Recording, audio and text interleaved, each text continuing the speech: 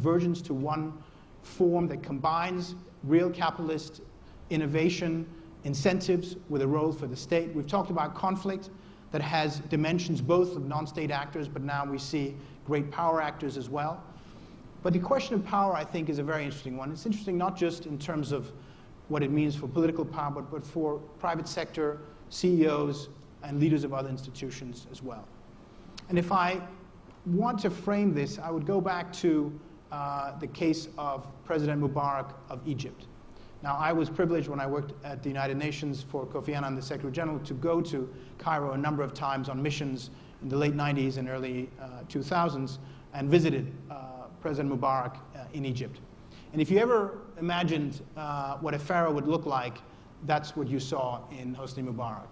Imperious, arrogant, totally confident in his own power, and totally unwilling to listen to those who would suggest that some changes of one kind or another, economic or political, were necessary.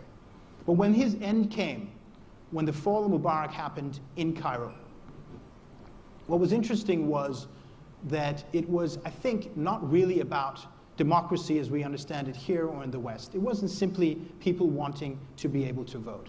It was about two other factors as well, and I think more importantly, and with a much broader relevance to the kinds of things that you think about in your businesses and for the rest of the world.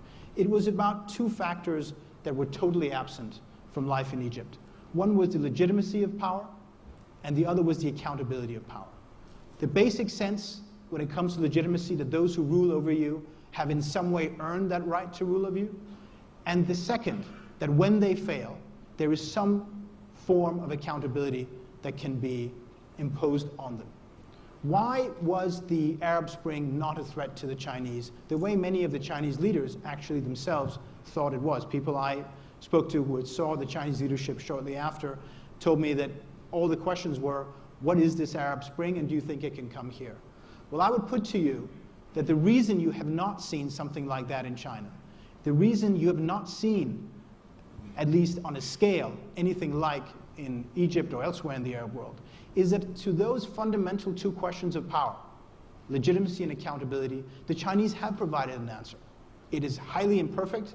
It certainly doesn't allow for the kind of freedoms that obtained here or elsewhere in the West.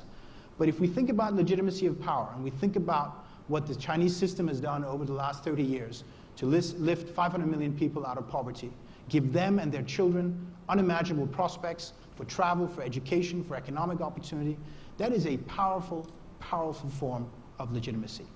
And you may then say, well, maybe there is a form of legitimacy, but what kind of accountability is there in the Chinese system?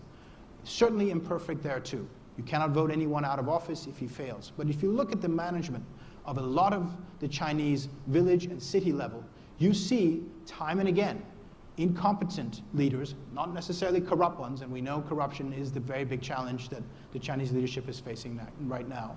But you see incompetent leaders removed. And I'll tell you something else that's very interesting about the accountability of China.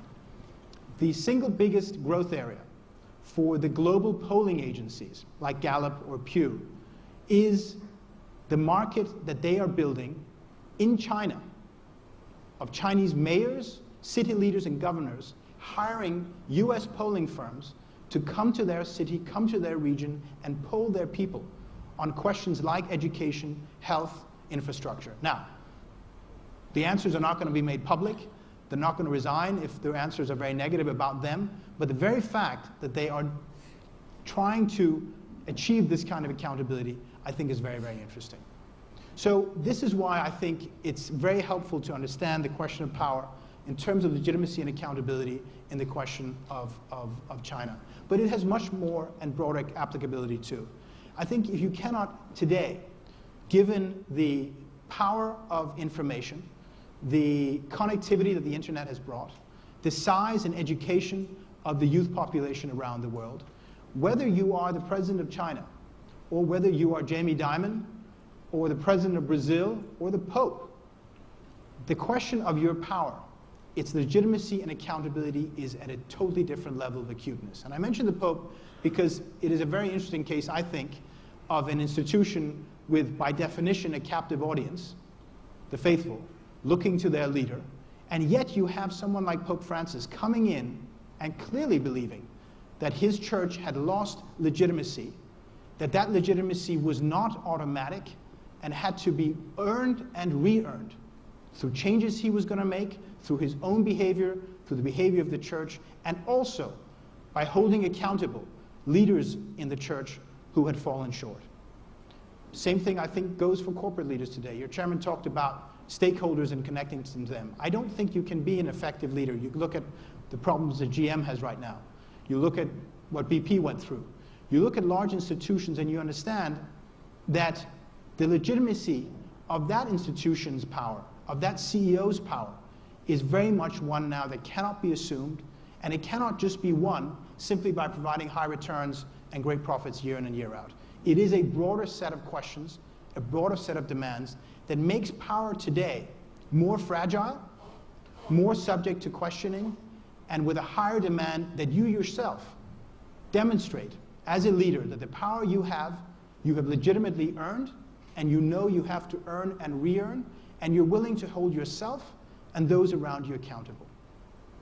This is the kind of framework, I think, that helps us understand the world we're going into, that helps understand why a situation like the Russian-Ukrainian has evolved as it has, why we're going to see the kind of changes in the Middle East that we are, why the United States is behaving as it is around the world, all issues that I'd be very happy to talk about in the Q&A session. Thank you.